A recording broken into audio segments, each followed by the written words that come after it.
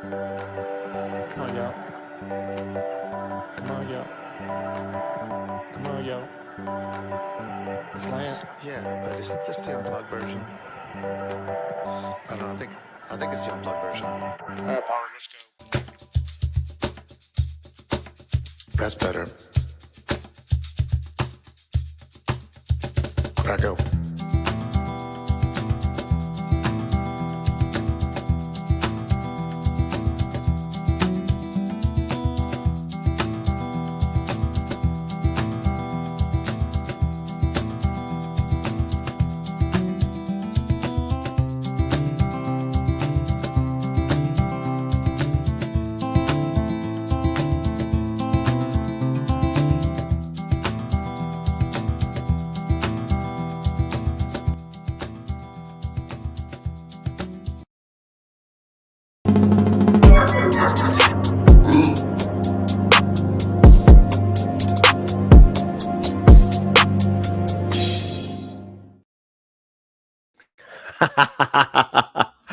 Hey, good evening, everyone. Happy Saturday night, Oscars Eve.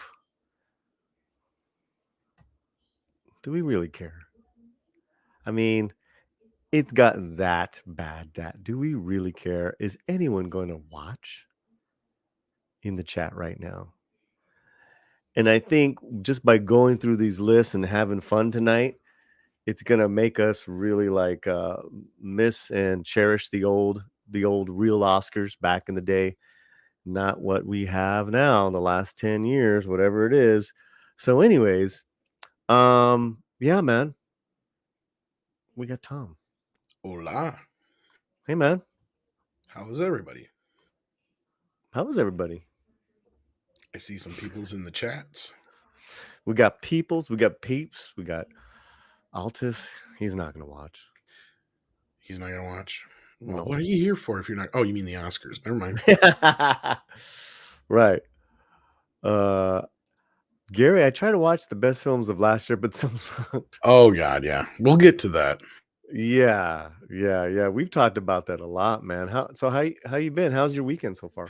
Oh, outside of the nastiness that I've been dealing with since yesterday over my furnace situation, fine. Other than that, Shit, for the is it most still part, I cold over guess. there and stuff? Well, yeah, we had snow last night, but short story long.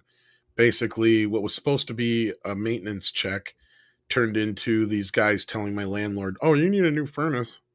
That worked just fine when they showed up. So anyhow, moving on with the program though. No, well, but everyone's okay. Yeah, it's just it still works to a point, but he's going to put in a new one tomorrow. So Good. it is what it is. Yeah, man, you got to take care of the house. Yeah, I did some work with the cousins today. Little construction work. Made a couple extra bucks, which there is no such thing as extra money nowadays.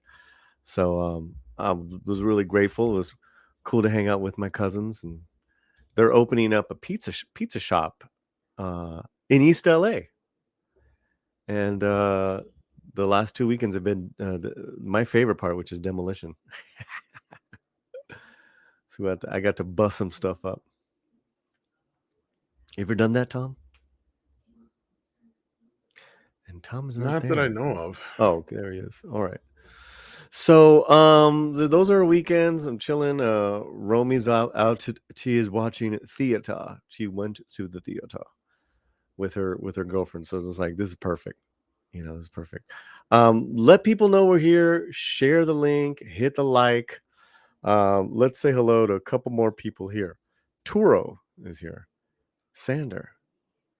Runner. Darth. Michael.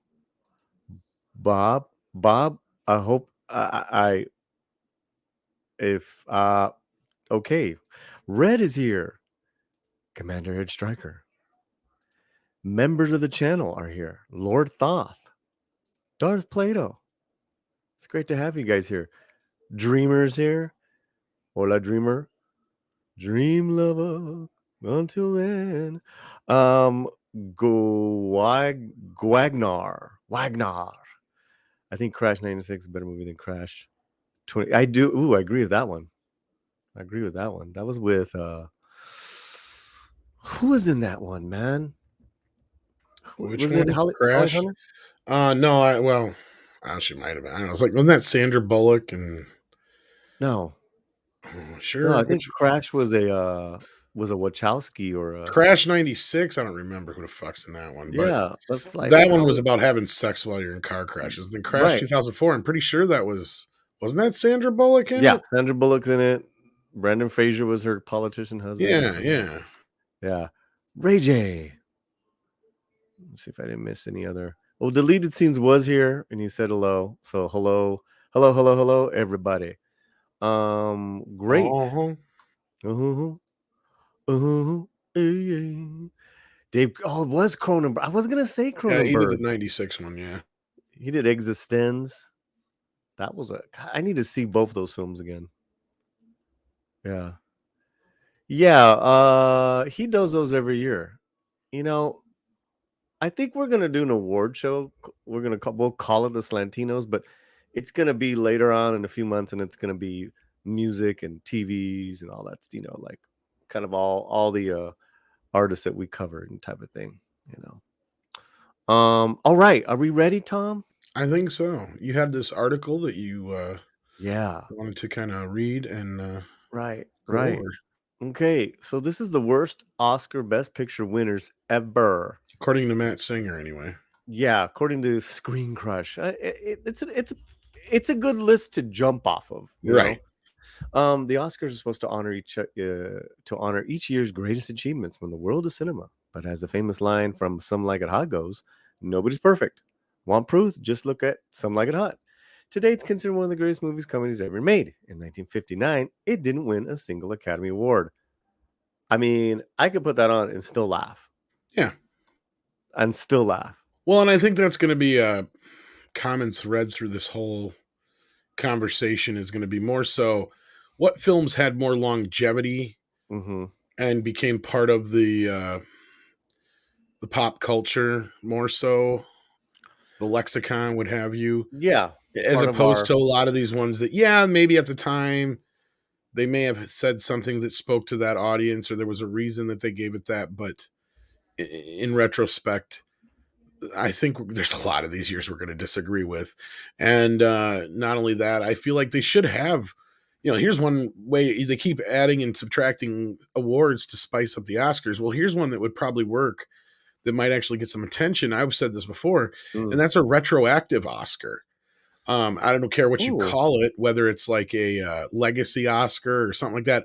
A movie that didn't necessarily win Best Picture or didn't get the right recognition when it first came out, Yeah. but clearly X amount of years later, whether you pick 20, 40 years later, shit, you could even give away 2 or 3 and go by, X amount of decades and pick a couple movies each year that Mm-hmm. correspond with that prior 20, like I said, 20, 40, 80 years or whatever, and give a movie that probably should have got some recognition, more recognition than it had. I don't see a downside to that. I think it's a good thing. Just like the stunt Oscar. It's like, why haven't we had a stunt Oscar yet? There's a few of these Oscars, speaking of, that just don't make sense to me, but we'll get through this. This is all about Best Picture, though. So Yeah, but you know what? You just gave a very creative idea to the Academy. Clearly, something they don't have. They have the opposite with all the, affirmative. Like well, with and that seems to be their bigger problem here. You have what are supposed to be some of the most creative people in the world biffing what should be one of the more anticipated award shows of every year badly in the last 2 decades. So we'll get into this. So is it the Oscars that are a problem or the movies? I think it's a little bit of both, Paulie, if that's the question you're asking. Yeah. We're so happy. So many people are here early on. That's really cool. Keep sharing the link and let's keep reading this thing. There are 2 kinds of mistakes at the Oscars: those by omission, like Some Like It Hot, and those by giving awards to less deserving winners. Obviously, there's no scientific formula to these prizes.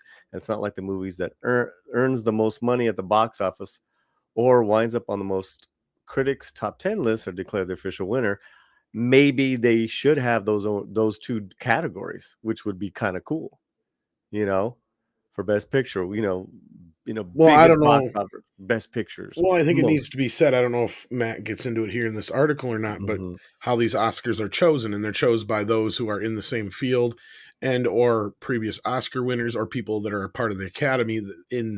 They can usually only vote in certain categories, so it's basically supposed to be an award given to you by your peers. Right, right. No, that's good. That's good. Okay. I mean, okay, I will just say this right there. This year, there's two examples there that I'm thinking of already, and I fucking have talked about this over and over. Omission in the Heights, omitting it. It's to me, it's a fresh original musical compared to West Side Story, which is a fine remake, but a remake. It just floors me. But And there's some people that will make the argument, and this is something we'll see in the Oscars as we go through the years. There's mhm. some people that make the argument that Lin-Manuel got his nomination in other places because of Encanto and things, so that they're claiming that that's why he didn't get it more so than anything. But I feel like it shouldn't matter. And he's filling these Yeah, quotas and all this other bullshit. It's becoming part of the problem. It should be just yeah. what about's best, and that's what it should be about, period. I mean, you want to remake West Side Story, you had it. It's called In the Heights. For a Yeah, modern audience, it's yes. a fucking modern musical about Latinos in New York. There you have it. Anyways, and then what was the other one? Box office omission, Spider-Man. Fantastic, great filmmaking. It's a great film, man. Nada. Yeah, I mean, the Academy used to give a lot more films, as we'll see as we go through these Hmm. movies, especially once we get past this article. I think there's times where the Academy used to give Hmm. films like that some kind of appreciation or acknowledgement, and then there's times where they have it, and this goes all the way back to King Kong being completely snubbed. I mean, and it's probably Hmm. because of the way they viewed the picture at the time. Uh, and it's the same kind of thing with some of these other films now, and that's definitely where Spider-Man falls into that category where it's like, yeah, but that's not a serious movie, like that's kind of the snobby way Right. some of these people look at it. I want to say hello to a couple of members that just got here. We thank you guys so much. E. Clay Thomason, RC from the NYC. Members, you guys got new, uh, what do you call them? Emojis to play around with. That's what they're called, right? Emojis. Yeah. Yeah. So check those out in your emoji stuff. All right, let's read on. Where was it? The Oscars are based on votes given by the members of the Oh, see, Academy, I went and got ahead of him myself. Yeah. and such they are at the mercy of the whims, moods, and questionable taste of human beings. In some cases, Best Picture looks worse with the benefit of hindsight, as some films fade into obscurity while others remain relevant and rewatched decade after decade. In others, it was tough to justify the Academy's choices from the very first moment the winning title was pulled out of the envelope onto the stage at the Dolby Theater in Hollywood. Out of the 90 plus Best Picture winners so far, that's right, we're coming up to 100 years, as Tom pointed out, of Oscars. Maybe they won't be around. Here are our pick for the 50 most egregious choices ranked from movies that are okay, but not worthy of the best title of Best Picture, to films that are flat out bad and not worthy of being watched at all in any context. And if you don't agree with our picks, well, just remember, nobody's perfect. All right. Now, I hope these picks have less to do with political things Mm, than they do with just relevance and things like I brought up. Because, I mean, if yeah. this article is good, honestly, I didn't really look at the article, full disclosure, because I wanted to have my own reactions Mm-hmm. for the show. Mm-hmm. Because I have a feeling I'm going to have some of those kind of reactions here. If not, I'm going to agree with a lot of these. And again, because that was my kind of whole thing, and my big point with this is I don't think Mm-hmm. the problem is always so much necessarily the movies that win. It's like a lot of times there's big omissions in general, like King Kong and a few others that are just like, why Mm. weren't these nominated at all? Like, it just makes no sense to me. I But want yeah, to, yeah, I want to say hello to a couple of people I haven't seen in the chat regular here. Dick sure. Sargent York, thank you for being here. Yeah. Pat S is here, whom we love. It's a good dude. Then I saw Karen Owen. Hello, Karen Owen. Thanks for being here. And we got a super sticker from Darth Plato for $1.99. Thank you so much. I think it's, what is that? Popcorn? I want some popcorn. Oh, he's on set. Nice. He's That's on where set. we want. Yes. Yeah, that's where we want Romy to be on set. Let's give you the short Mexican Iron Man.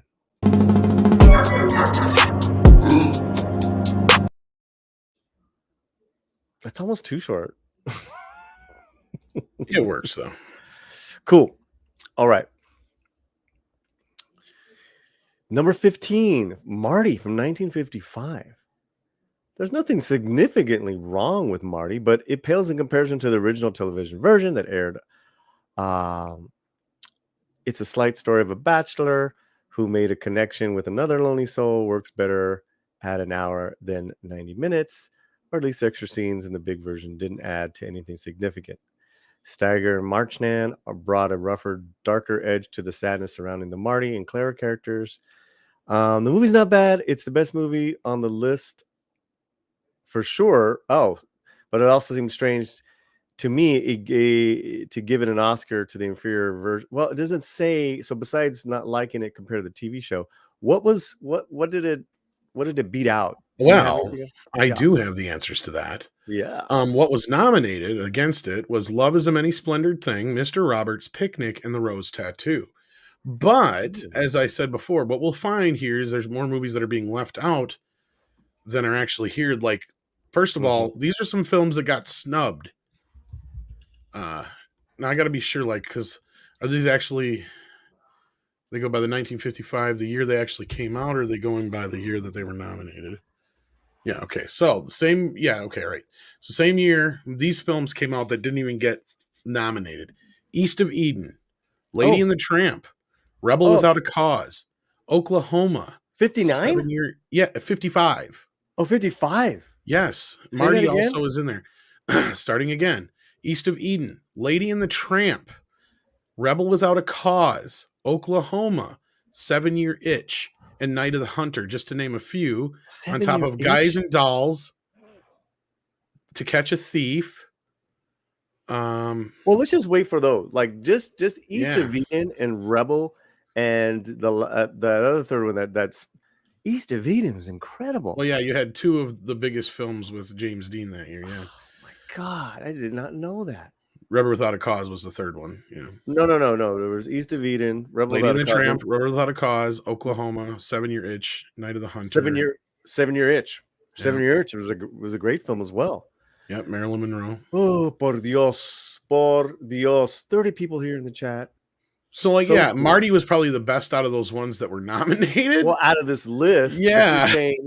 Out of that year, there was so many other films that should have won. Like if Rebel Without a Cause shouldn't have won, then Christ, if not Lady and the Tramp, I mean, and they didn't even nominated. Get nominated. That's crazy, man. Oh, we got a super chat for $4.99. Jillian N. Hello, dear. Much love to Paulie, Tom, and toda la gente linda in chat. Do you know what that means? No, but you're going to tell me. To all the beautiful people in the chat. The beautiful people. The beautiful people. Well-deserved negative criticism. This is so much fun. Well, we're just, Well, first of all, this is for you, Jillian. Here we go. Let's play this. We got this new one here. This is a thank you so much, sweetie.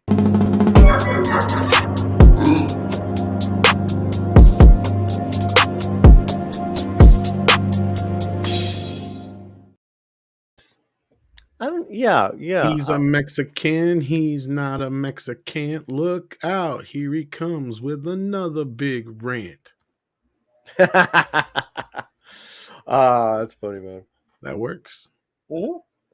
That sounds good. Okay, let's move on. Damn, yes, dude. Please. That sucked. Number 14, The Artist. And this was what year? 2011. Dude. This is the decade of death for me. This really this is post Weinstein era. Yeah. Well, it's just when was the last time you watched The Artist? I've never seen it. You're gonna be pissed. You're going to be pissed with this beat. Okay, when was the last time anyone thought about the artist in any context? Except I understand partially why it won. Oh, are you reading the article? I'm reading the article.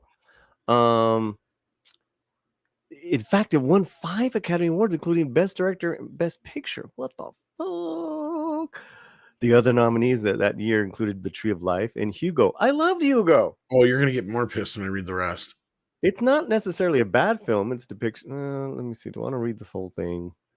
You don't need so to. many funnier, sharper comedies have been. Here's what it beat out. Yeah, go for it. War Horse, Tree of Life, Midnight in Paris, Hugo, The Help, Extremely Loud and Incredibly Close, The Descendants, and this is the one that's going to piss you off the most. It beat Moneyball. Oh! Yeah. Oh. Yeah, I agree with you. Moneyball definitely deserved it, or if it wasn't Moneyball, The Help. No, not The Help has not. It hasn't aged as well. It has not aged. Moneyball has. Moneyball is getting better every fucking year. And I was gonna say, I don't know. I'm trying to remember. I did see Extremely Loud and Incredibly Close, but I barely remember it. So another one where I'm not so sure that really aged all that well. Hugo is lovely. Yes, see, Hugo's one I didn't know about until later, and I haven't got a chance to watch it yet. It's a Scorsese film. Yeah, I didn't know what it was about. I thought the way they advertised it was completely misrepresented. Oh, God. Did you guys like in the chat? Say those again, please? Okay, yeah. This was 2011. War Horse. I can't say that right. War Horse is amazing. War Horse. Spielberg. Yep. Tree of Life, Moneyball, Midnight in Paris, Hugo, The Help, Extremely Loud and Incredibly Close, and The Descendants beat. The artist beat them all. Because it's it was black and white. I don't think anyone talked in it. The Academy was a throwback, fucking do that shit. It was a game. This is the definition of Oscar bait right here for sure. Oh man, when you're not doing I watch Moneyball once a week. I know Moneyball is an incredible film, so I can't understand. Again, I said this is going to be one of those things where we're going to get to this point every time where it's what has more longevity. Nobody still watches the artist. You're right. Well, I haven't heard anybody talk about the artist in forever. No, people still love Hugo. They still watch that. War Horse kind of as people have forgotten about. It's a beautiful looking film though. And Moneyball, the thing. All right, let's go on. Yeah, I knew you were gonna get upset by that. I'm sorry. Dude, this is awesome. Thank you so much. Ooh. Yeah. You know what else was nominated this year? Here we go. See, I would have made this 15. I would have made this 15. Okay, this is the one that pisses me off let me read the first line, then I'll let you go. Dances with Wolves, 1990. In what has become one of the most infamous Oscar bungles in history, Goodfellas lost the Oscar race against the Wolves. Costner's well shot Western about a Civil War soldier who becomes fascinated with the local natives near his army posts. And take it away, Tom. Okay. Now, I can't really say that Dances with Wolves didn't deserve an Oscar. That's a problem. Because this is one of those years that is kind of, there's not a ton of nominations, but they're good. They're good at nominations. You got Dances with Wolves, Awakenings, Ghosts, Godfather Part 3, and Goodfellas. Now, arguably, Goodfellas should have won Best Picture. I don't think anybody's really going to disagree with that, but you've got a loaded ass year here. Yeah. And I know you aren't the biggest fan of Godfather Part 3, but the fact that that was nominated among them does speak to the power of that year of films as well, though. I mean, it was a powerhouse year as far as these kind of movies, and any one of those could have walked away with the Best Picture. So tell me those, except for maybe Godfather 3. I will tell you that. Awakenings, that would have been the Robert De Niro, Robin Williams film. Good film. Ghost. Man.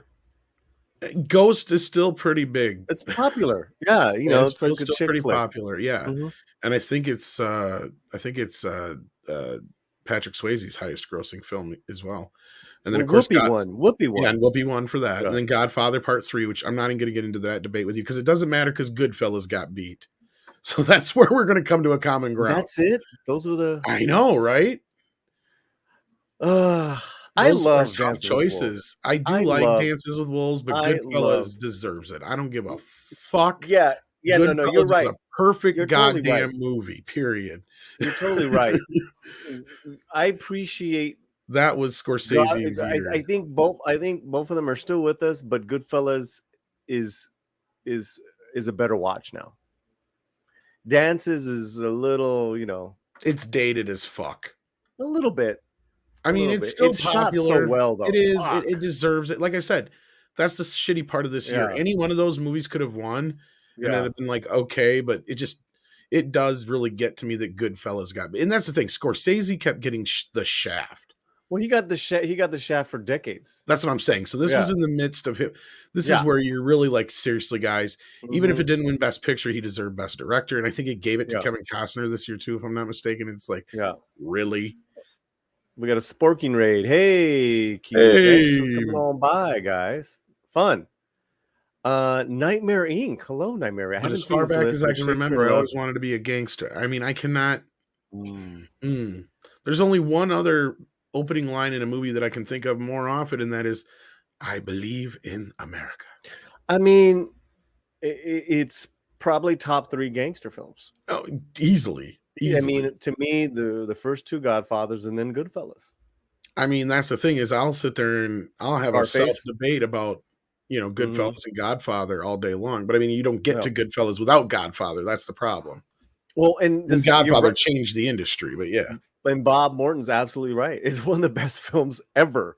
The narration, well, pace, as famously as I say, it's not only is it one of my favorite films, it's right. Oh shit! I just pulled out the thing. What happened? Oh, that's good. I just pulled out all the things. I was going to try. Okay, did you pull some sound out?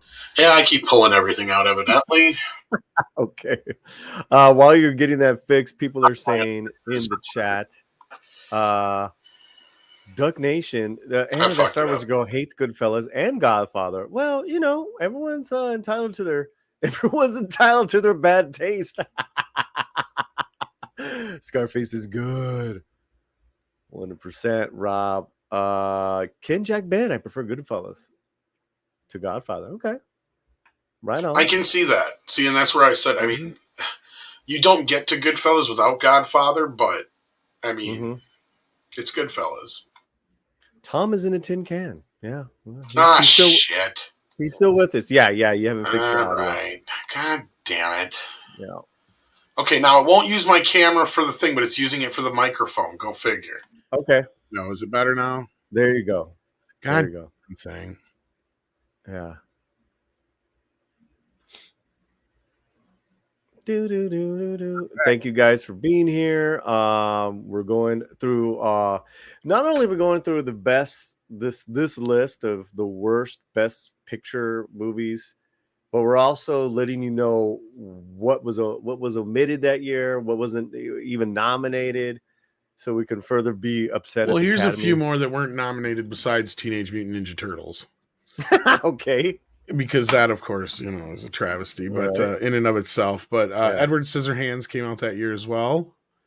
Misery, Pretty Woman, Jacob's Ladder, Hunt for Red October.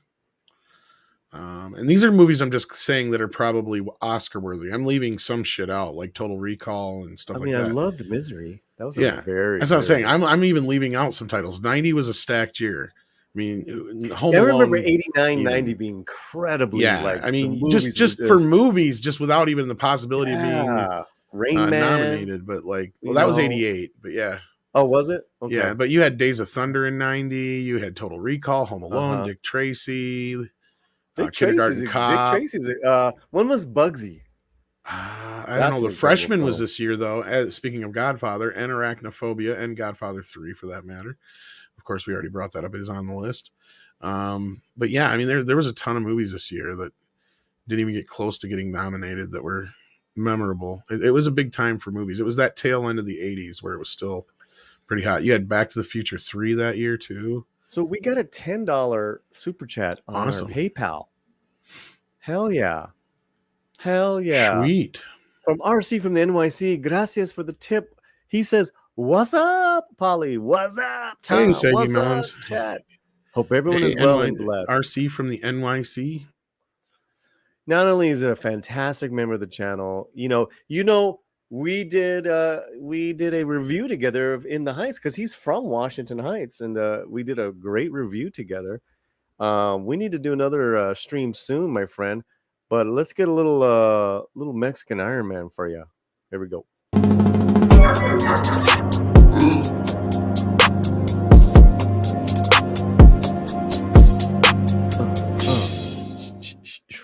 All right, what's next? Let's get past this before I blow a gasket over Goodfellas. Saggy Melons is here. I did say hello to Saggy. I don't know if she heard me, but yes.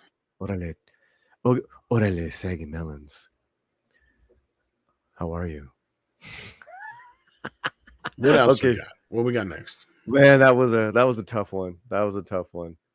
All right, 1952, the greatest show on earth. Okay, let's see here. They got me bouncing all over the place here. Jesus 52 Christ. was an incredible year for world cinema. John Ford directed The Quiet Man. Kurosawa made Ikiru. That should have won. The Sika made Umberto De. Orson Welles, his own version of Othello. Mm-hmm. Oh, that's right. Hollywood produced High Noon. I fucking love that one. And Singing in the Rain. The best picture went to a film about a circus. Singing in the rain. Just singing in the rain. Go for it. Glorious feeling, I'm happy again. The same thing happens every time. Okay, what else came out that year? I'm ready for love. Let's see here. It went up against The Quiet Man, Moulin Rouge, Ivanhoe, and High Noon. High Noon is probably should have won. You could still watch that movie. Yeah. Other movies. Katie Hirado from Mexico. Other movies from 52 would be other movies from 52 would be The Bad and the Beautiful with Kirk Douglas and Lana Turner. To be fair, I've never seen this movie, The Greatest Show on Earth. Yeah, I've heard of it. Yeah, but I think that's kind of isn't that the basis for that movie that they made a few years back here with what's his ass, Hugh Jackman. Oh, really? It might be. I don't know, but I mean, it's all based on what's his face, but yeah. I'm totally with you, RC. I loved that. But yeah, film. Singing in the Rain came out that year, like we said. Singing in the Rain that year with a young Rita Moreno. Thank you very much. This was not a big year for movies. Like a lot of these, I'm not really recognizing. So I mean, Singing in the Rain and High Noon. Singing in the Rain, both were High Noon, cinematically very advanced. Definitely lived on much longer for sure. Yeah. I could watch. I actually could watch American in Paris first, but Singing in the Rain was pretty legit. And it had what's his name? What was the other? What was that gentleman's name? Not Gene Kelly, but his Donald in Singing in the Rain. Yeah, he was like a great comedic dancer. Donald Danny something. Kaye, ain't it? But there was another guy. No. Yes, you do have to watch High Noon. Gary Cooper, Stanley Donen, and I'm thinking of a Donald O'Connor. Donald O'Connor. Okay. He's a great. And also had Debbie Reynolds in it, and Gene Hagen, and Miller. Great Mitchell. dancing actor. Yeah. Okay, here we go. We are moving along this best off. Number 11, My Fair Lady. 1964. I think I saw this when I was a kid, and I don't remember anything about this shit. Well, I can see why. There's two movies this year I would say are better. My Fair Lady went up against Beckett, Zorba the Greek, and Mary Poppins and Dr. Strangelove. Dr. Strangelove should have fucking won. It's one of my favorite. It went up against films. Mary Poppins? And yeah, if not Mary Poppins should have won, yeah. Oh, well, we got a My Fair Lady fan. Yeah. Thank you, Sander. Dr. Strangelove, people are loving that one.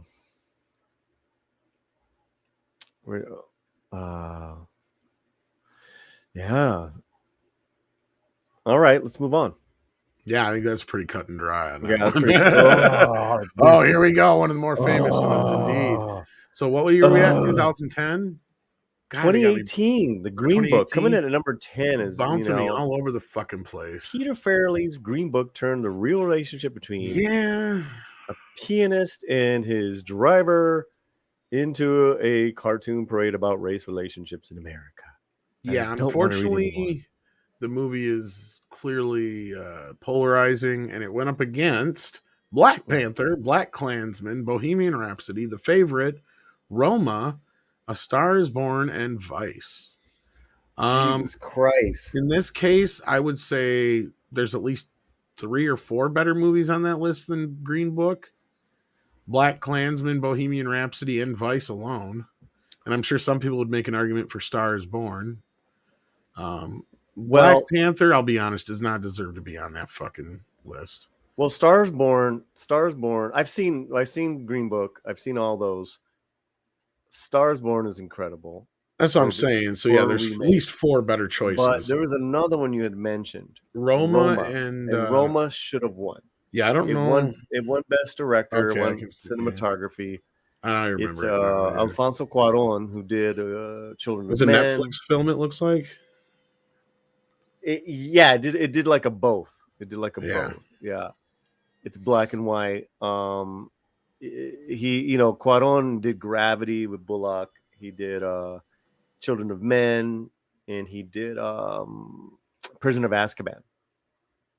He's very, not to mention the shit in Spanish that he does. It's a beautiful film. This is not, the Green Book is not a beautiful film. It's a good story. Yeah, and at the same time, I think just for the fact of what they pulled off, not the historical accuracy, but just what they pulled off with it, Bohemian Rhapsody probably should have too, if not. Bale was great. Vice was pretty good. Vice is pretty goddamn good too. That's what I'm saying there. And Black Klansman was good till the end as well. So I still haven't seen that movie. I did not like Black Klansman. I liked it till the end. I mean, it's I'll put it in one of his Spike Lee's better categories, but no way. I don't know. I guess no you way. and I don't see eye to eye on everything in that movie I've seen in other Spike Lee movies. You're not wrong. I mean, it's a fucking Spike Lee movie. I mean, I gotta see it again. I mean, what the hell, dude? I don't know. I mean, up until the end, I thought it was a pretty good movie, but I'm going off of performances and story and keeping me entertained. In the rain. I don't know, man. It got Do the Right Thing should have won Best Picture that fucking year. Was it 89? Another great film. 89. Let's see what else. I'm trying to remember what it won. 89 was Driving Miss Daisy, I think. That's coming up. All right. Well, there you have it. Number 9 on the list. Birdman. What?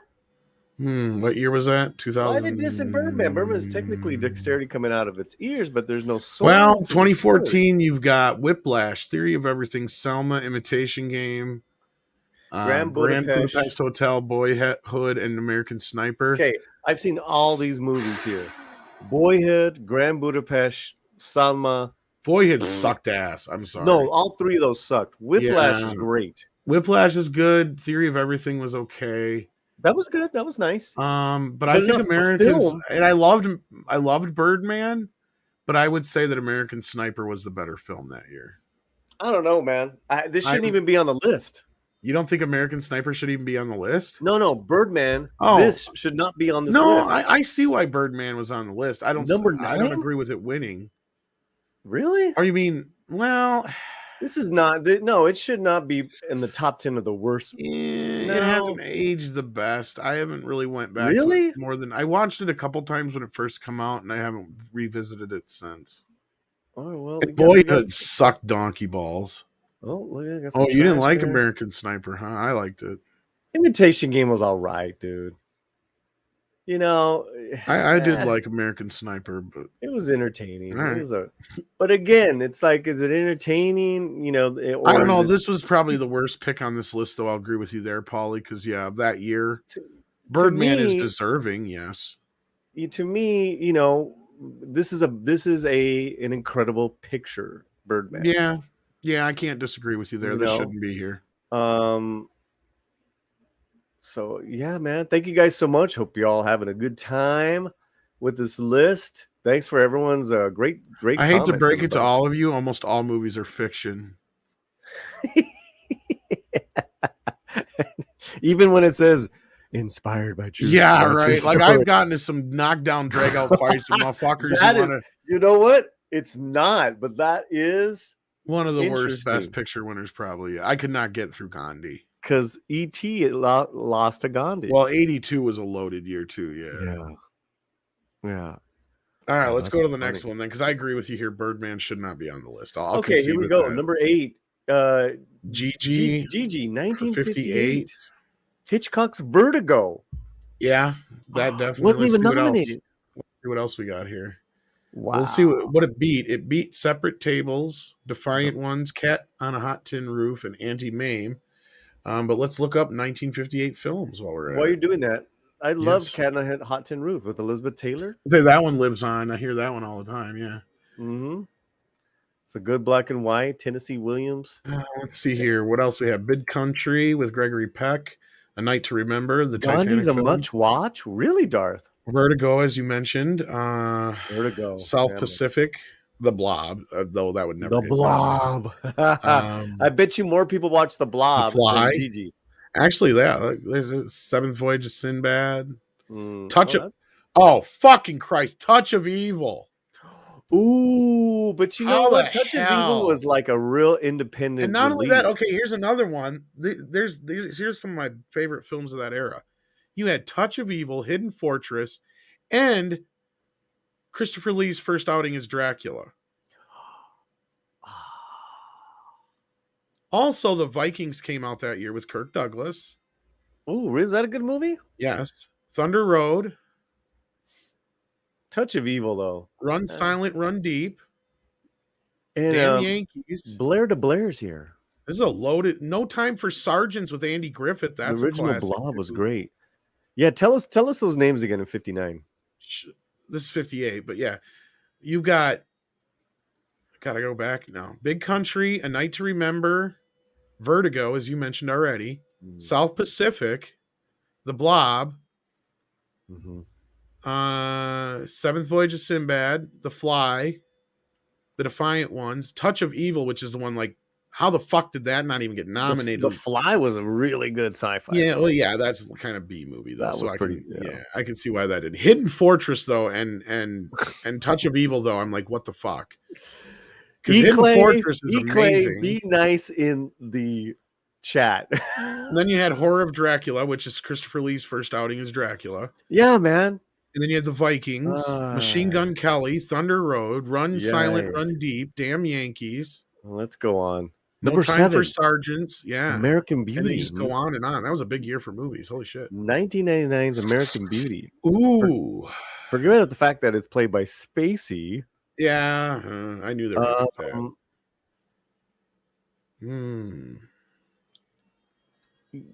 Let me see. It would have. What is it? If the film had been made today, would it be a lightning rod for controversy? It's conceivable that it would win the Academy Award for Best lightning rod. Then the fuck is he talking about? Over beloved titles as The Sixth Sense and The Insider. I love The Sixth Sense. The Green Mile. That's what should have won. Then there was also Cider House Rules that year too, and Sixth Sense and Insider. You know, Cider House Rules. You got to see. Was it Charlize? I think so. You got to see her butt. Well, I would say The Green Mile was the better film that year. Green Mile's a great film. American Beauty was good though. So like that one, American Beauty is good. Is it as memorable though? No, I say Green Mile lived on a lot longer. Sixth Sense didn't deserve to win then, but it's definitely more memorable. Sixth Sense was a groundbreaking. It was, but yeah, his career is just it's one of those movies that doesn't live up on rewatches. Oh, well, no, I just think because of all the clunkers he's come out with, bro. Well, there's that too, and yes, also Eyes Wide Shut I think came out that year too, if I'm not mistaken. That movie put me to sleep. They left that Star Wars Phantom Menace came out that year. Yeah. I think that did get nominated for some special effects Yeah. awards, and I think Oh John no, the Williams got Matrix won. nominated. The Matrix won. Matrix won for special effects. That's right. Right. Right. And that was like But the big surprise. I What? would argue that The Matrix probably should have been nominated over The Sixth Sense as Best Picture. Yeah, it's a pretty incredible film. I mean, that's Yep. the kind of movies the Academy would ignore, though. But Yeah, they weren't ready for the fucking Matrix. They No. didn't know what hit. They gave it a lot of technical love. They did.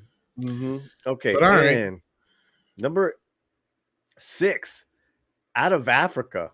What is that? 1985, Out of Africa. Yeah. See, now we're getting into some real clunkers, man. 85 beat The Color Purple, which I think everybody was expecting to win. Kiss of the Spider Woman, Prizzy's Honor, and Witness. Oh, dude, have you seen Kiss of the Spider Woman? Years and years ago. Do you realize both of those gentlemen have now passed? Yes. Fucking A, dude. No, for me, Kiss of the Spider Woman. What did you say? Witness? Witness is pretty good too, but I think that's one of the movies that people say is like aged badly. Yeah, maybe. But then Tim, the fact that Bowfinger did not get nominated says everything you need to know about Hollywood. I think the fact that I think the 80s, for as great as they were, you still saw the last vestiges of like the Oscars started to virtue signal a little bit, and this is a good sign of that. No, right here. it wasn't even virtue signaling. It Yeah, was just it like was. old ass. This Hollywood was We Are the World era, Paulie. No, but what I'm saying, so we got Gandhi, Out of Africa, and Driving Miss Daisy. Oh, There comes a time. Maybe you're right. When you heed a certain call, maybe you're right. in the world Maybe you're right. must come. But the fact that it went over The Kiss of the Spider Woman was just the shit. And it won Best Actor. There are people Number dying. 5, Cimarron, 1931. All right. Oh my God, they're gonna make me go way back here. We're going way back. We're going Way back back, over kids. 90 years. All the way back. Okay, 1931. It's a hokey, meandering, and occasionally offensive Western about a newspaper publisher and how him and his home in Oklahoma changes over the decades. Okay, this is when they did them in multi-year.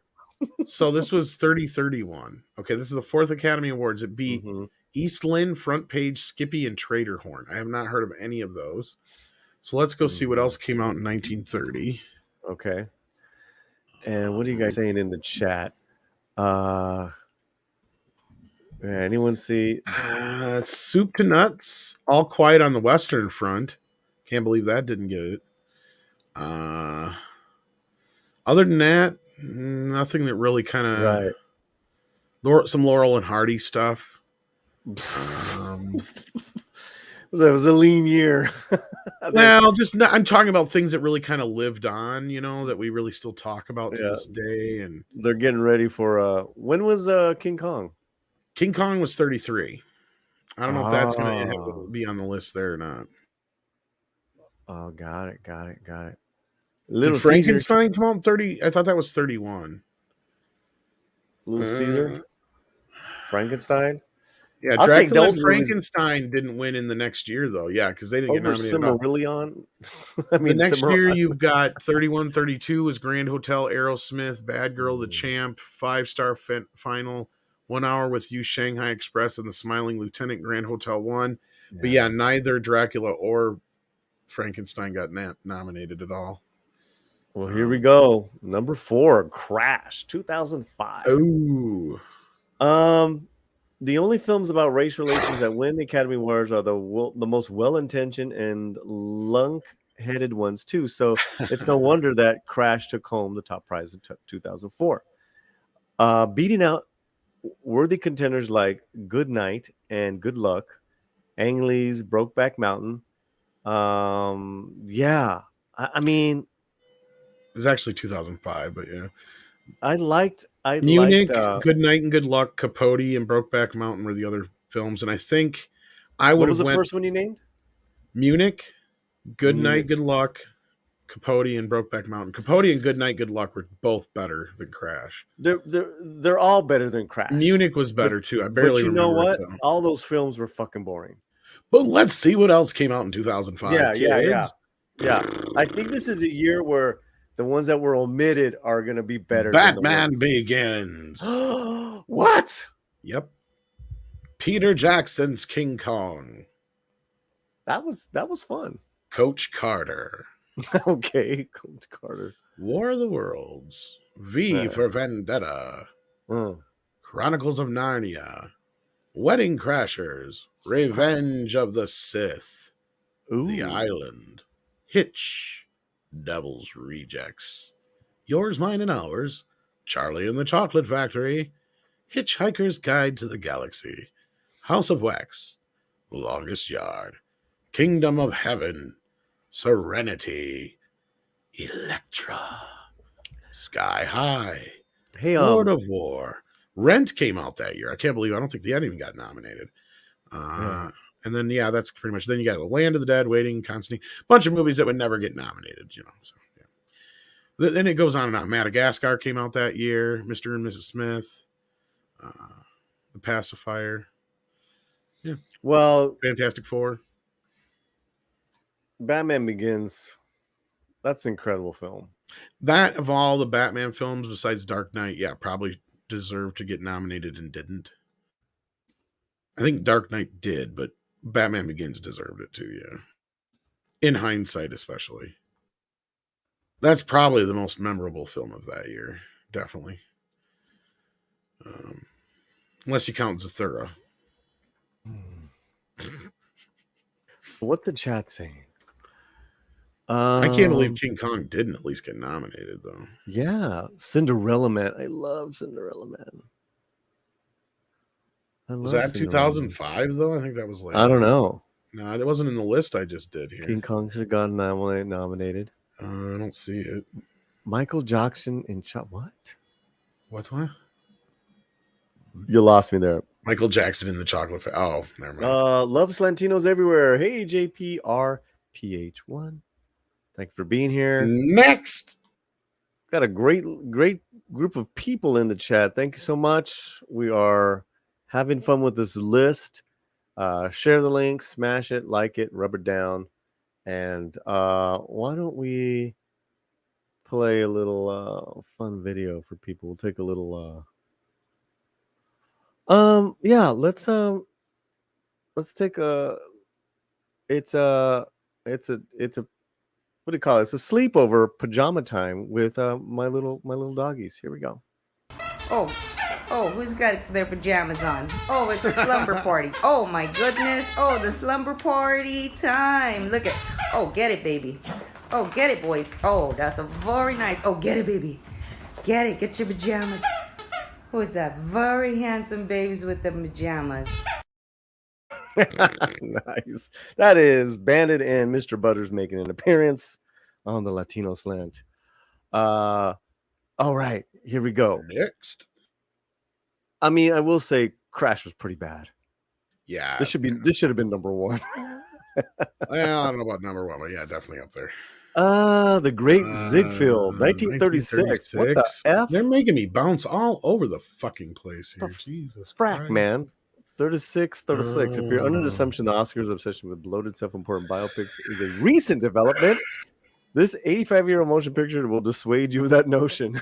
Okay, well, let's see. It went up against Anthony Adverse, Dodsworth, Libeled Lady, Mr. Deeds Goes to Town, Romeo and Juliet, San Francisco, The Story of Louis Pasteur, Tale of Two Cities, and Three Smart Girls. And of all these, probably Mr. Deeds Goes to Town is the only one that's still talked about, I would guess. That's the one with Jimmy Stewart? I believe so, yes. Or Gary Cooper. One of the two.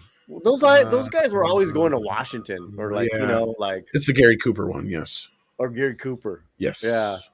Those guys were always Reefer Madness came out that year. How did that not happen?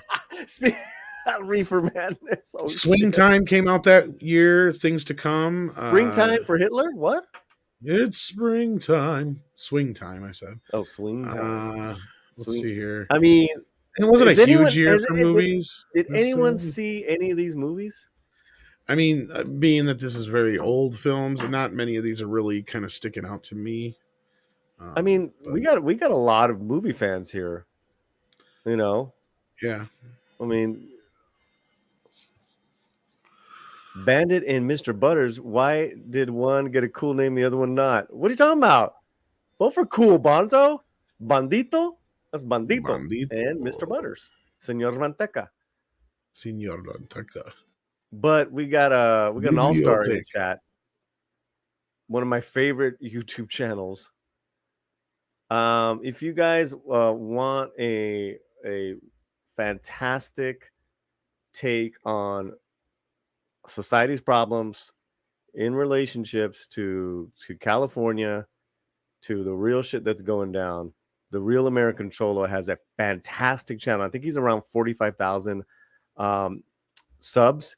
Pat S or one of my mods, can you grab his link? His name's Gil. He's incredible. We're gonna have him on the show real soon. We're gonna talk some about wocosos and all kinds of mamadas for $5. He says, "Love the channel. Always a good, positive vibe, brother." Thank you so much, man. You know that definitely deserves a grito.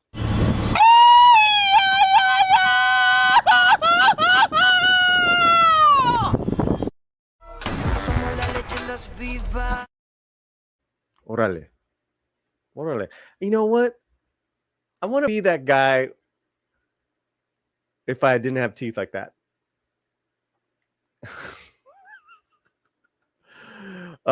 Darth, do not get American Cholo started on the homeless. Dude, Darth, just subscribe to the Vato. Just subscribe, and we're gonna have him on the show real soon. Thanks a lot, Gil. You're the best. Okay, let's go on. I mean, that's so random. The Great Ziegfeld. I mean, what the fuck? Yeah, that was a dumb year. That was like running out of room. There's other years you could have picked. Again, yeah, thank you. Number 2, Driving Miss Daisy, 1989. Not only one of the worst Best Picture winners, but also one of the most baffling.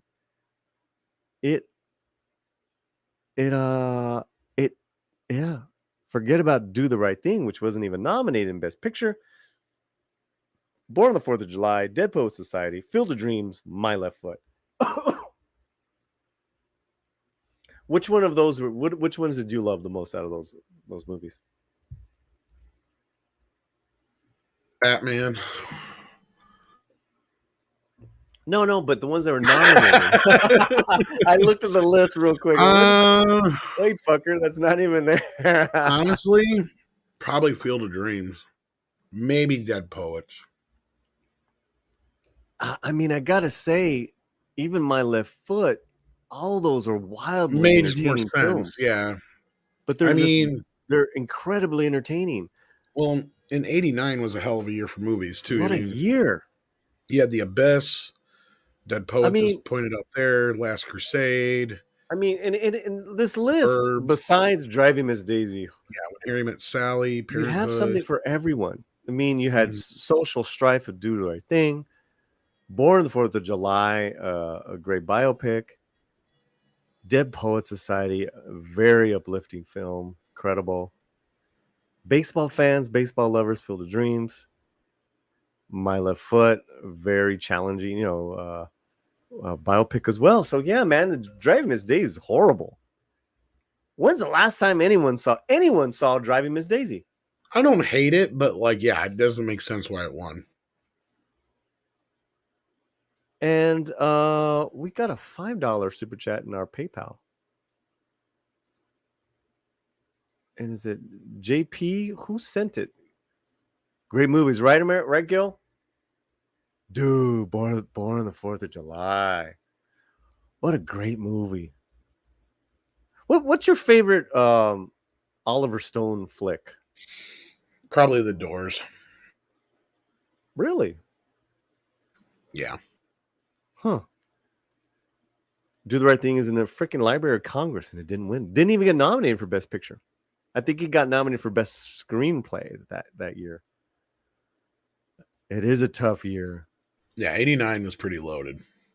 '89 and '90. Thank you to all the new people that are hanging out with us on a Saturday evening. We're going through these JFK, Kurosawa's Dreams. I mean, here's just some things that, I mean, 89 is a loaded year for movies. Yeah. You had Batman, Abyss, Roadhouse, Dead Poets, Gleaming the Cube, Bill and Ted, Last Crusade, Leviathan, Honey, I Shrunk the Kids, The Burbs, Say Anything, See No Evil, Hear No Evil, The Wizard, When Harry Met Sally, Karate Kid 3, Parenthood, Uncle Buck, Lean on Me, Back to the Future 2, UHF, Little Monsters, True Beverly Hills, Field of Dreams, The Dream Team, The Little Mermaid, which didn't even get nominated, Tango and Cash, Weekend at Bernie's, Glory, which I don't think even got nominated. It won. It won. Denzel Washington won. Okay, yeah, but it didn't get nominated for Best Picture, did it? No. But it did win something. That's what. That's much better than fucking Driving Miss Daisy. Yeah, and then we're getting to the lower end of things. Ghostbusters 2, Look Who's Talking, More of the Roses, stuff like that. But like the movies go on and on and on. There's Pet Cemetery, Major League. I mean, there's tons of movies. I can keep going here for a while. I mean, all those movies. You know what all those movies have in common? We remember them. They're all better than Driving Miss Daisy. And that. And John P for the $5 super chat via PayPal. Right on. Muchísimas gracias. Thank you so much. We're on a Saturday night having fun. Let's give you a little pumpkin tip.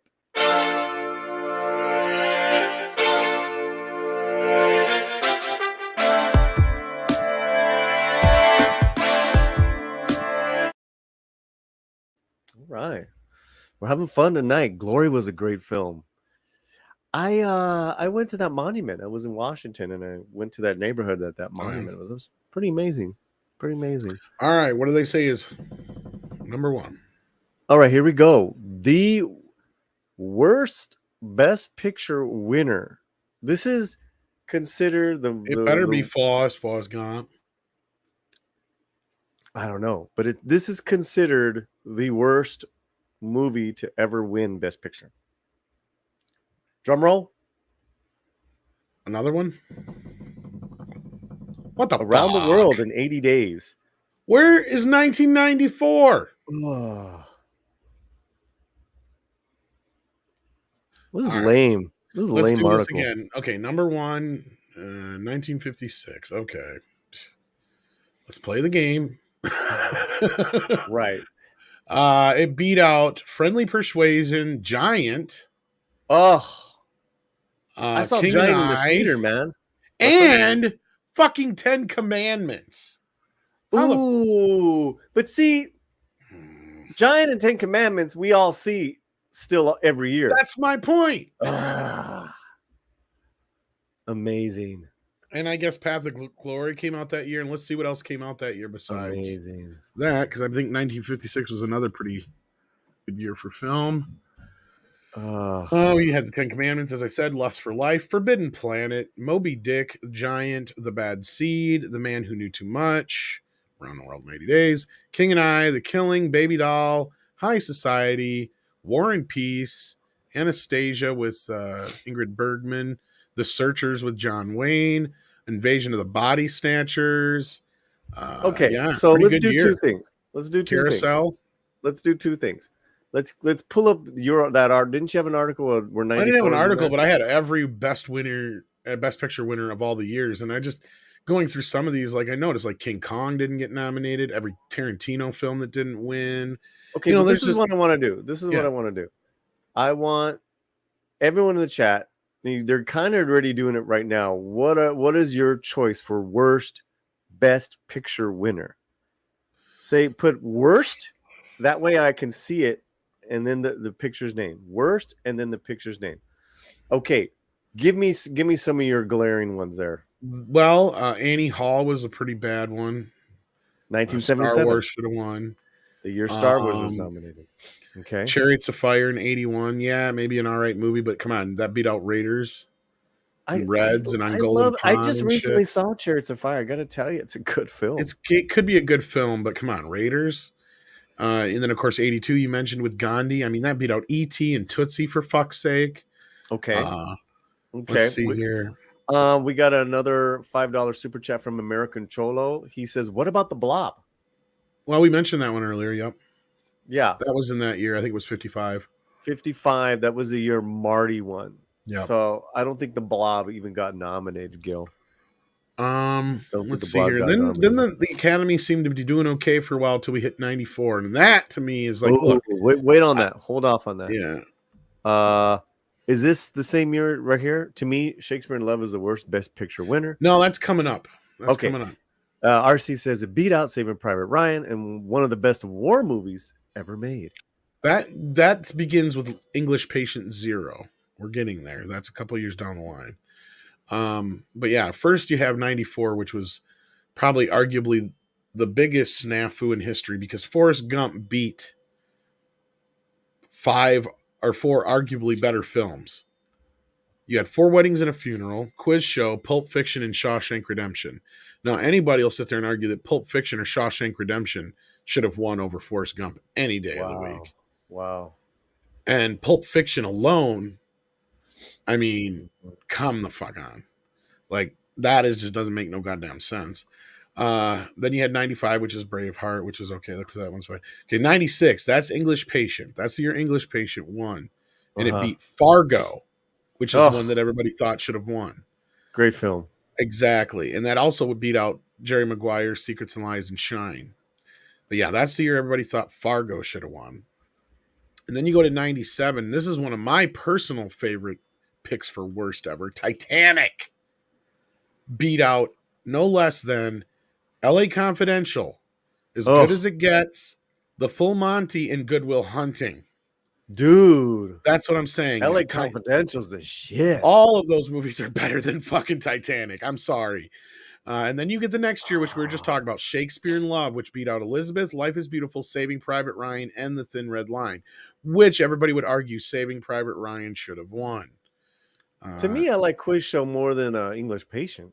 Well, yeah, that's what I'm saying. All those, well, that was a different year, but no, but it says with Ray Fiennes, right? Yeah, I think he's in that. Yeah.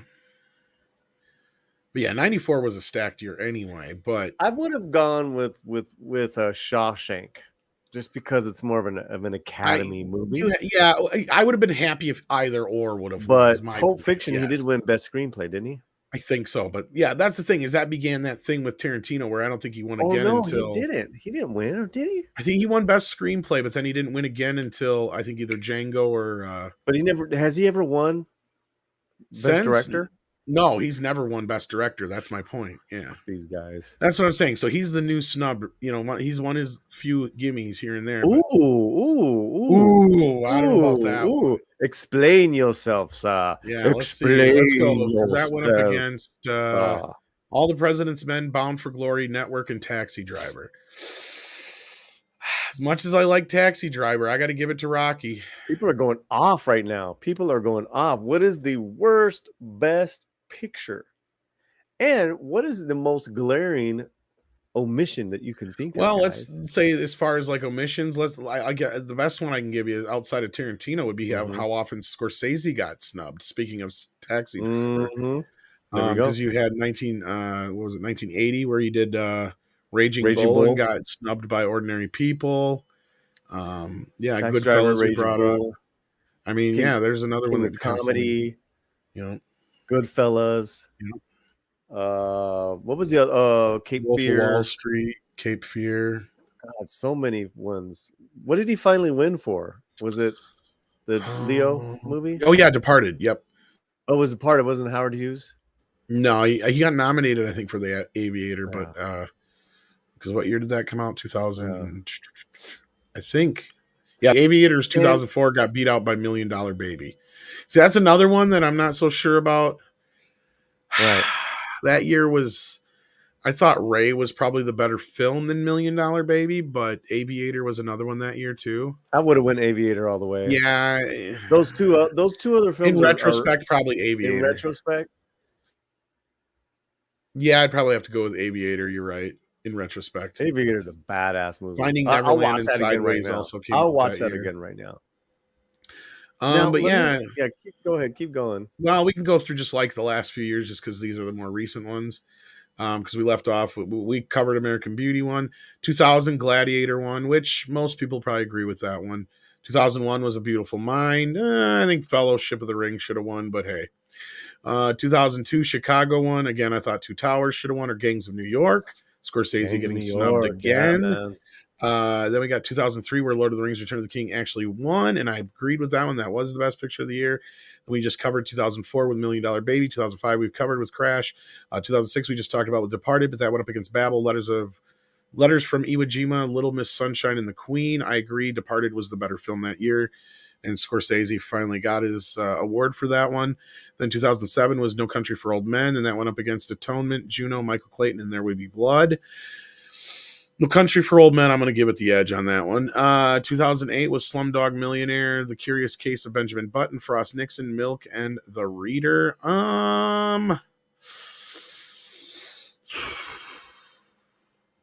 Yeah, I can't really argue with Slumdog, I guess. I don't know. Frost Nixon was okay, though. Benjamin Button's bothered me.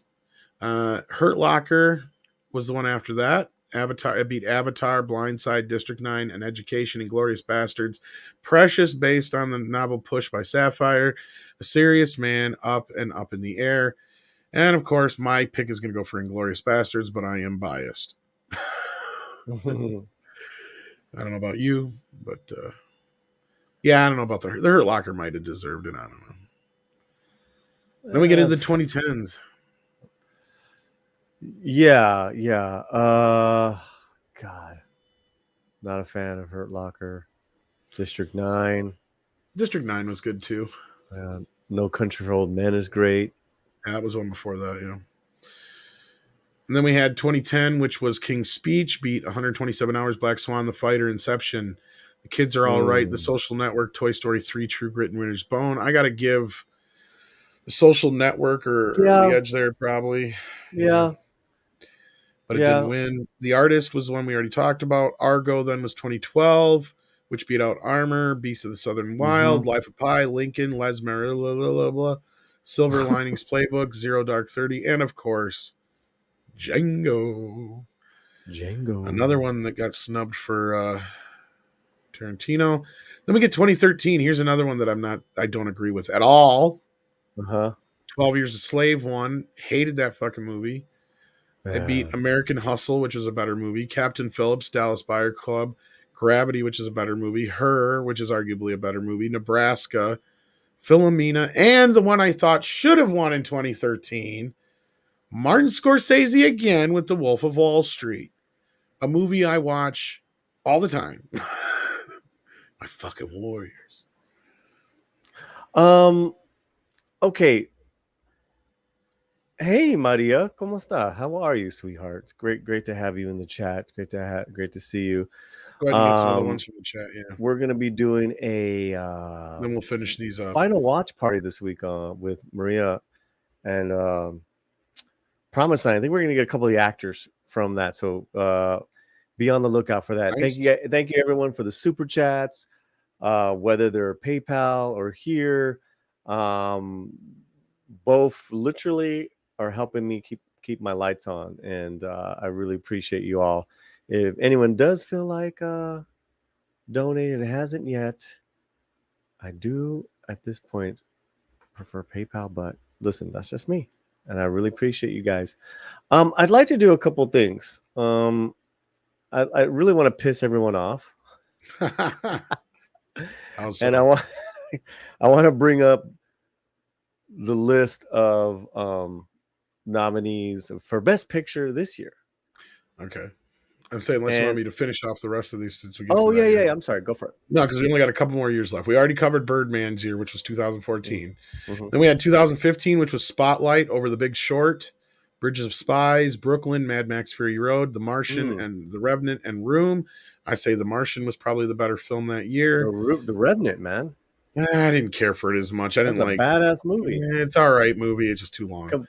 Okay. Well, compared to The Winner, yeah, I'll agree with you there. Moonlight beat out Arrival, Fences, Hacksaw Ridge, Hell or High Water, Hidden Figures, La La Land, Lion and Manchester by the Sea in 2016. Yeah, I got to give it to Hacksaw Ridge, or I think if I remember Hell or High Water, I think that's a good one. These movies are Yeah, really that one's a starting to good one. suck. All of Then them. you get Shape of Water, which won in 2017 over Call Me by Your Name, Darkest Hour, Dunkirk, Get Out, Lady Bird, Phantom Thread, The Post, and Three Billboards Outside of Ebbing, Missouri. I'd have to give it to Dunkirk. I've never seen Yep. Shape Out of Water though. Then we I get liked it. I liked it, but I liked Dunkirk better. yeah, Dunkirk was really good for me. And then I saw that in the 2018 theater, we covered. man. That was badass. 2018 we covered, and then 2019 was Parasite, beating Ford versus Ferrari, which probably should have won, or The Irishman by Martin Scorsese, which should have won, or Jojo Rabbit, Joker, which could have won, Little Women, Marriage Story, 1917, and Once Upon a Time in Hollywood, which definitely should have won. That's another one that pissed me off. That's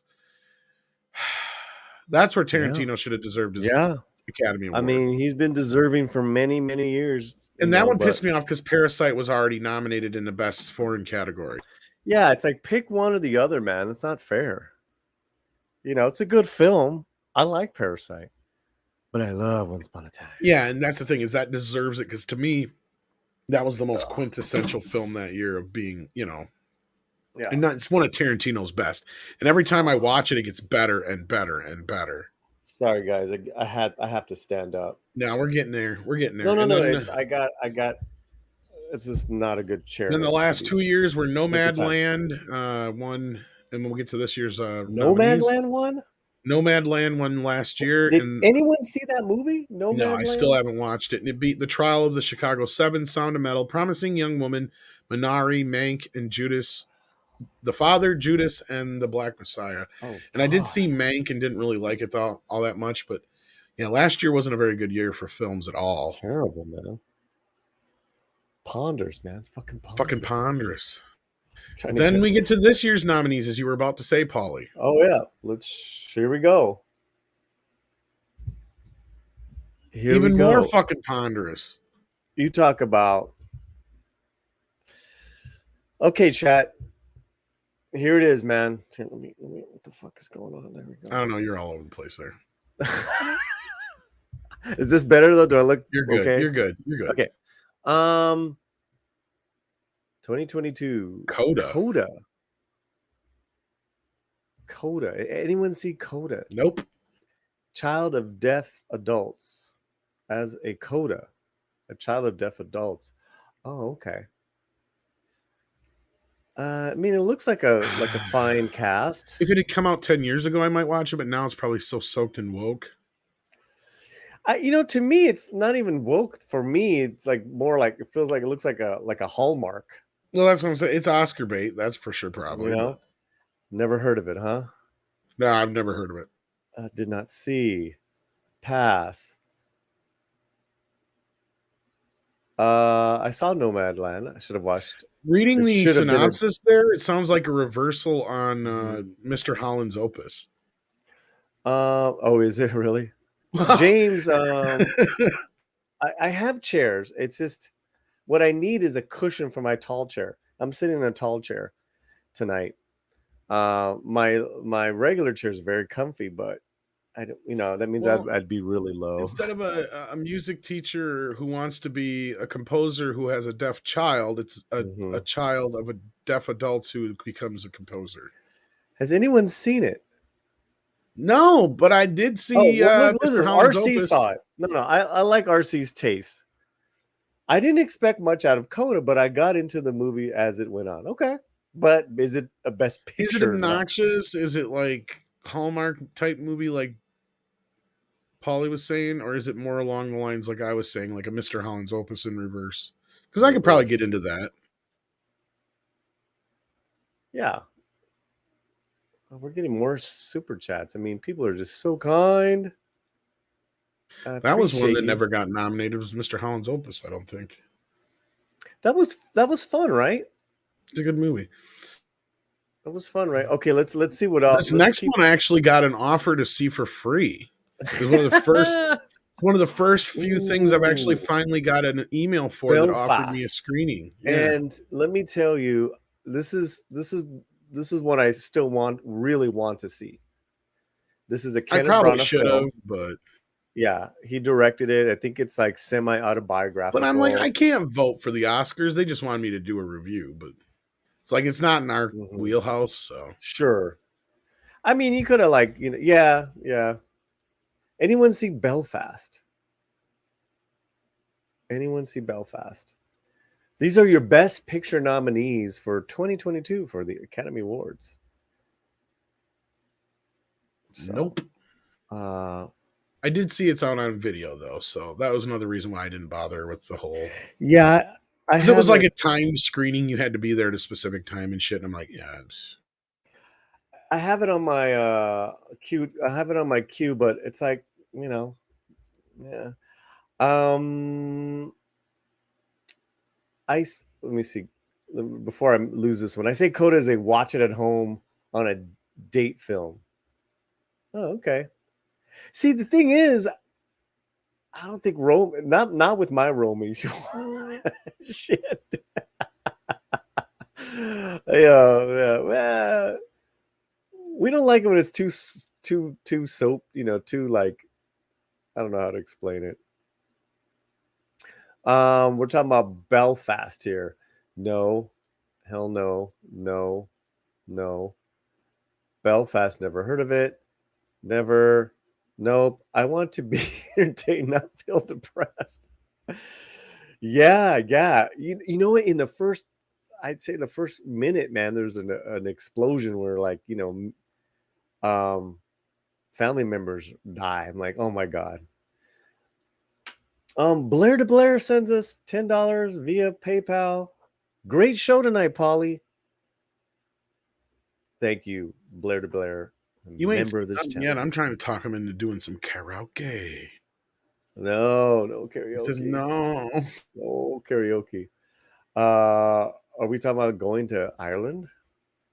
Love me some. I love Kenneth Branagh. I really love the Death on the Nile.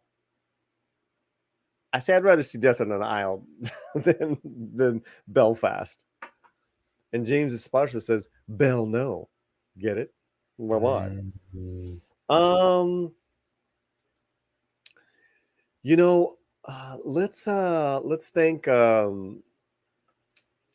Blair to Blair and all the other cool people who have been giving us super chats.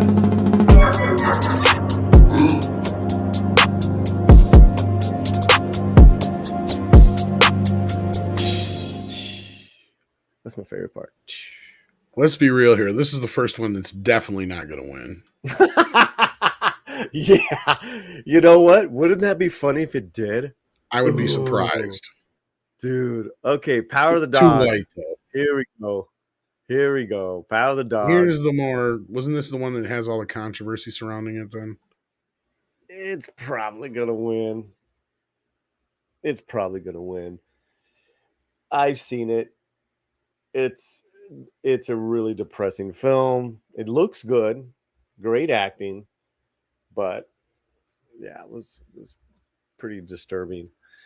And Jane Campion, Benedict Cumberbatch does a great job. Some great, the performances are great. It's just a little, little strange. I don't know. Anyone see it? No. Anyone see it? Just watched Death on the Nile tonight. My wife and I. Yeah, man. See, that should have been nominated. Shit, way more entertaining than this stuff. God, why can't we be entertained anymore? What's up, Bodega? Power of the Dog will win. My friend saw it. He liked it. All right. There you go. Power of the Dog is my pick to win. I think everyone's in this here. I stand with Sam. Yeah, man, you want to see a great Western, go check out 1883. That shit is killer. Great show. Okay. All right. Thank you, everyone. You guys are something else. And all right, let's move on. These films. West Side Story. Bum, bum, bum. um, make a note, guys. As soon as we're done. I love how it's a picture of Spielberg and not the fucking movie. Oh, yeah. I mean, it's, you know, I put out a video this morning. Please watch it. It is my little rip on the exclusion of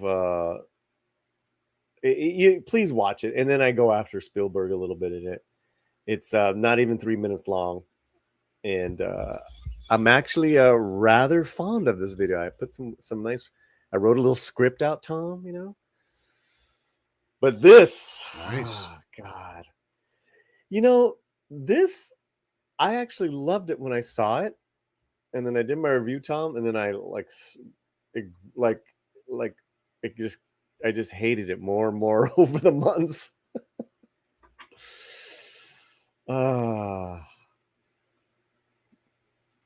East Side Story. No.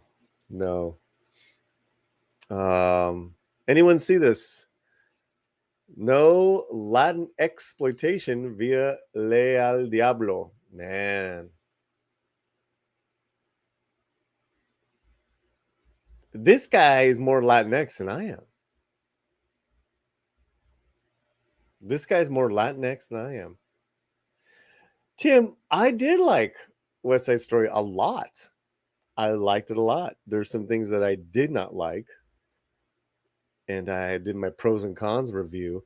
Pat, can you grab today's video link just so people can have it? It is Latin exclusion. It's the newest video up. Yeah, man, you got any words there? No, I think you covered this one pretty well. I don't think I can add or subtract anything from that. And here's the one I think should win. I saw it in the theater. I wish I had. I saw it in IMAX. I wish I had. It's fucking brilliant. I would have enjoyed it much more than the Batman. It's fucking brilliant. I mean, and of this list so far, it's my favorite movie of this list so far. You know. Yeah. I mean, just on all calibers of like just filmmaking, what you can do with it, showing off all the fanciness, the costumes, the effects, the acting, the editing, just across the board outside of the music. This was one of the best films of last year, and as far as the list goes, it's the most deserving in my opinion. Dune was okay. Dune was great. Dune should win. I like Dune. And I just want to give a shout out to Pat S for being a fantastic mod tonight. And every night, a lot of the times. Thank you for having the slants back. Yeah, man. Oh, and Lord Hastner. Muchísimas gracias. I predict everything but the music will not win an Oscar, Tom. It's probably not wrong just to piss me off. Ooh, that music was horrible. That's one thing I didn't like. That's what I'm saying, yeah. Yeah. All right. Drive My Car by Baby, we can drive my people I don't know. After his wife's unexpected death, a renowned stage actor director receives an offer to direct a production of Uncle Vanya in Hiroshima. Here he begins to face the haunting mysteries his wife left behind. Oh my God. Now, Alejandro Montoya Marin loved this film. There's actually, I think Chris Gore liked this film too. Probably. Yeah. I don't know, man. I don't know.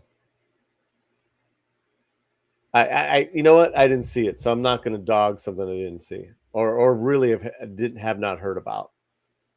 Have not heard about. Anyone in this chat see it?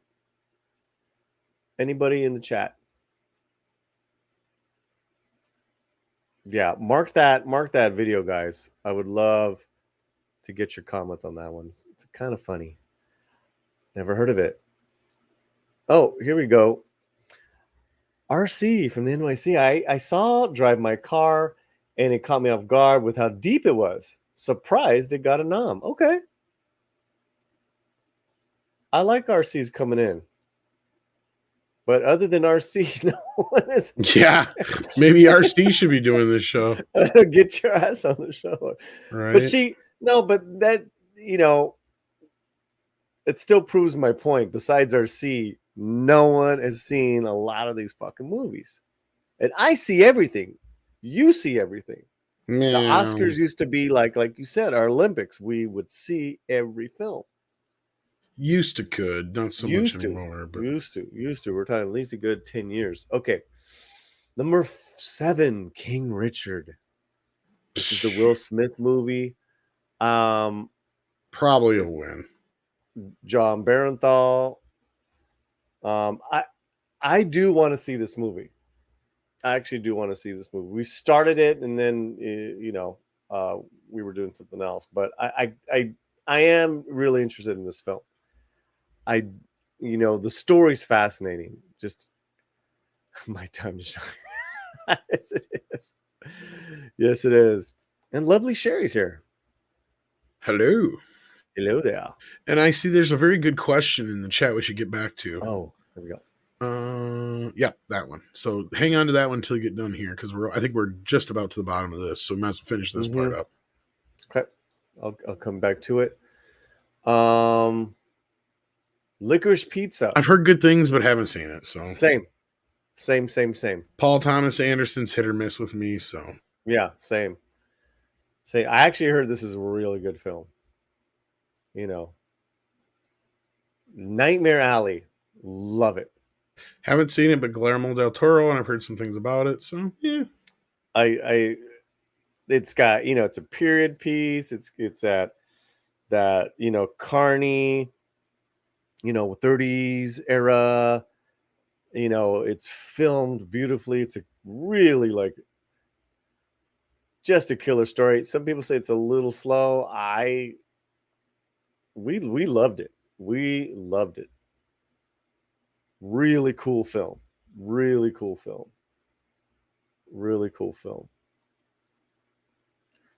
All right, let's go on. I think this is the last one. Don't Look Up. Fuck is this? Adam McKay. Oh, you didn't hear about this? Low-level astronomers must go on a giant meteor tour to warn mankind of approaching comet that will destroy planet Earth. This is a comedy? Have you seen it? No, but I've heard a lot about it. Okay. It's basically like a left-wing nut job. Look at Sanders seen it. Trump and shit like that. Yeah. Is it like Wokoso or what? A little bit. Or a lot of it. Is it funny? Was it entertaining? I've heard so many mixed things on it. Yeah, Meryl Streep plays Trump, I guess, yeah. Don't Look Up was meh. Not great, but not bad. Well, that's your best. Those are your best picture nominations for 2022.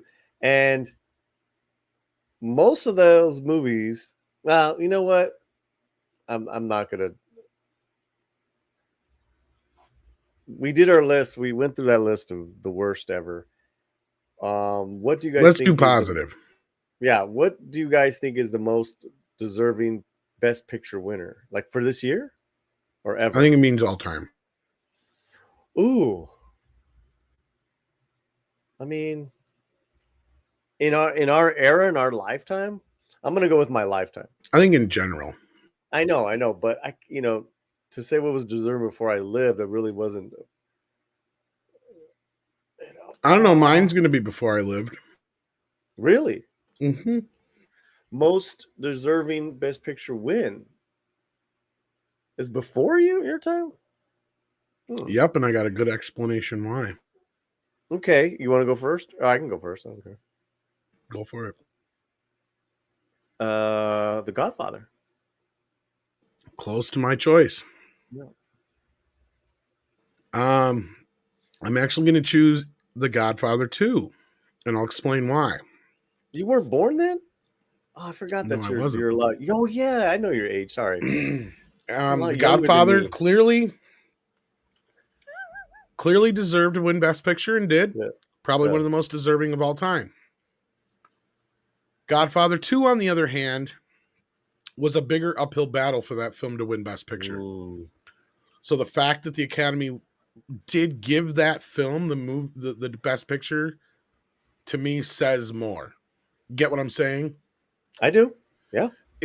Godfather being the winner, yeah, that would be my next choice probably. But because the Academy set aside this whole thing of it being a sequel and actually gave it the recognition it deserves, I got to give it to Godfather 2 for having the harder battle to win. So I think the question was, I'm trying to find the freaking Our question favorite again. Best Picture What do you winners, guys think is the most deserving, and that was Best that was the Picture? reason I said that. Yeah, We're not saying the picture that got omitted or didn't win that should deserve.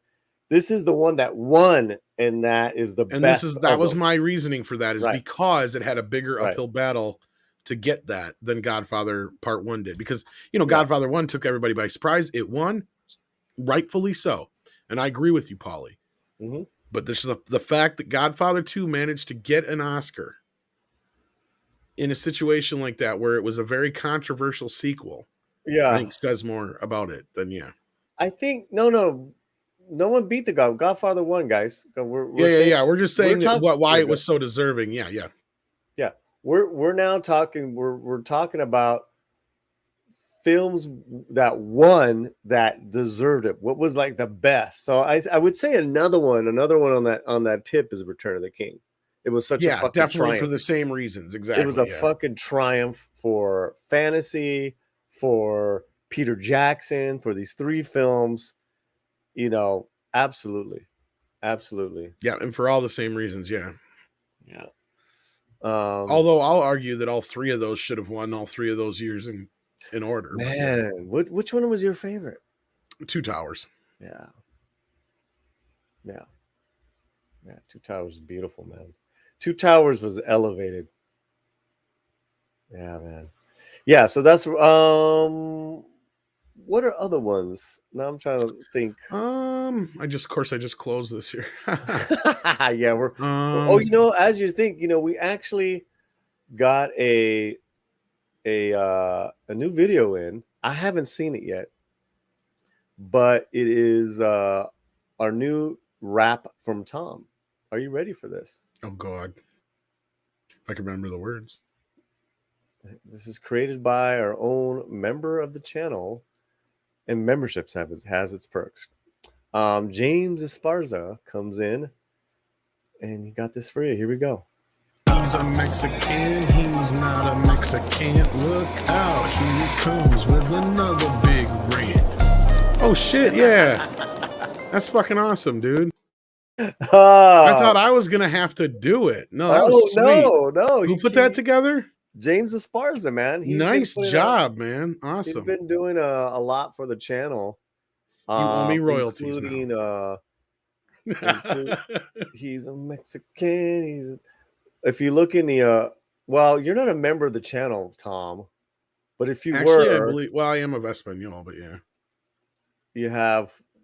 It's nothing personal. I've had to pretty much cut out all my membership stuff. So I'm giving you shit. We have the new. Look in the chat. I don't know if you have the YouTube open, but the 2 new what do you call it? Emojis are from James Esparza, White Tino, and I did see Slantino. those. Yes. Yeah. He's Mexican. Who wants to hear it again? I kind of. Let's hear it again. Yes. Let's hear it again. That's pretty badass. There we go. Then you'll owe me 10 cents instead of 5. There you go. He's a Mexican, he's not a Mexican. Look out, here he comes with another big rant. Mikey, That is so cool, man. you got to Great show that job. to Mikey. He's gonna love it. He's probably watching. He's like, "Oh my God, I love it." Oh my God, love that. I love you guys. We like brothers. That's for me, he would say. That's the first thing he would say. That's for me. Nice. Because he's so humble, you know. Yeah. Sure. Well, Yeah. except to you. Yeah. So yeah, where are so yeah, those are the most deserving. That one that actually had I'd say like Departed. where I jumped up for it. I see a lot of people showed a lot of love for Chicago earlier in the chat. Oh, really? Unforgiven would probably be another one of my choices that definitely deserved it. Silence of the Lambs, yeah. Rain Man. Yeah. Platoon, probably. Yeah, but like in the last 20 years, has there been that feeling besides Return of the King? Not really. No. I mean, Birdman, we both agreed on, but that was still kind of a meh. Last 20 years, you said? Yeah. No Country for Old Men, we seem to agree on for the most part. Yeah. Lord of the Rings, yeah, that's it. Chicago would be the last year. That'd be 20. So, not a lot. Not a lot. So finally, is anyone seeing the show tomorrow? Is anyone, rooting for anything? I think we're supposed to do something with Chris Gore, but I have no idea what's going on.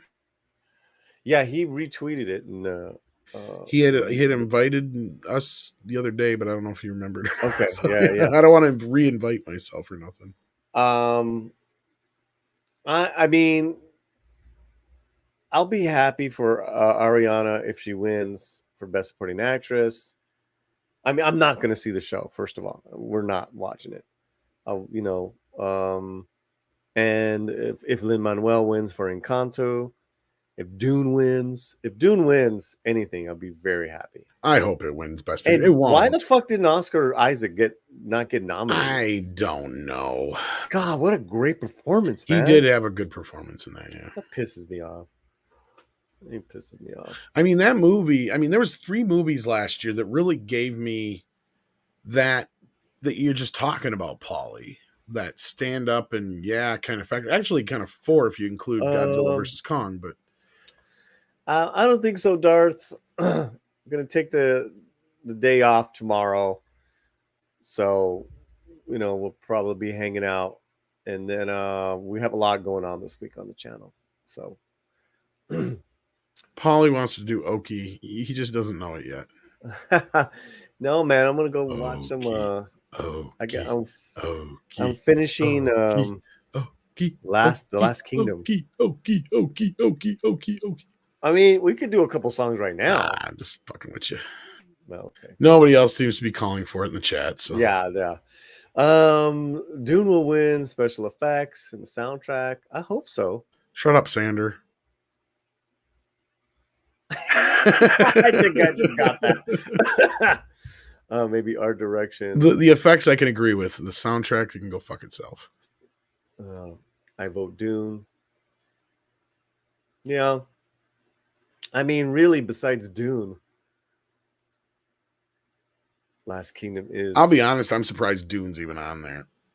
Last Kingdom's everything. I'm getting towards the end of season 4. And I'm so excited because they dropped season 5, so I got that to look forward to. And then they just finished filming a movie. Let's see. Dune... Oh, you can't see me, son of a bitch. My stupid thing still broke. Oh. I was going to do the quotations. I was going to do soundtrack with quotations. They wanted at the BAFTAs? Oh, Lord. Isn't that the British Academy Awards, though? They got shit taste. Yeah. That's funny. Well, man. Yeah, man. All right. Since you're going to punk out on us and not do some Oki, let's wrap this up. Yeah. There's Oki over there having Rambling Canucks. Is there? All right. Maybe I'll hop over there if there's not too many people. Yeah. Well, everyone in the chat, thank you guys so much for coming by. Please, what do you got going on, Tom? I have no idea. I think I'm gonna go. Holy cow! Never mind. They're full up over there. So like, yeah. No. Right. Tonight I don't know. Nothing. Probably tomorrow. I don't know if I'm doing that Oscar thing or not. Otherwise, just the typical stuff. Trying to figure out when we're gonna do another 4K for you with Valiant Renegade. And we're also planning on doing like a Godfather special to talk about the 4K release. I think Tom Conkle's going to join us for that. So far, I have no idea who else, but yeah. Other than that, just the normal stuff. We got videos coming your way, so yeah. Oh, we got V Castro. She said yes to coming on the show. She's the author of the new Aliens Vasquez book. And there you go. Let's talk about that. See where we can have her. That was really cool. Sure. Yeah. Let Andre know. Yeah. This week we got Midnight's Edge Espanol. They got videos coming up. And then we're going to have a musical guest with us Wednesday on the Slant. So we're always doing something. Thank you guys so much. Have a great rest of your weekend. You guys were awesome. Let's do the Tom rap one more time, and then we'll say goodbye. He's a Mexican. He's not a Mexican. Out he comes another big rant. Oh, he actually took my voice. Is that my voice, or did he do his voice? That's your voice. That's my voice. That's your voice. Holy shit. He actually ripped it while we're... I'm damn good. That was good. That was I good. thought that was him. No, that was good, man. That was good. Thank you, James. Now I want to listen to it again and again. All right. I'm kidding. Right. This is a closing credits. They do need to be updated. There's like one or two of y'all missing. Sorry about that. But we will get that up and running. Maybe a membership stream very soon. Take care. Have a good night. Don't watch Oscars. Bye.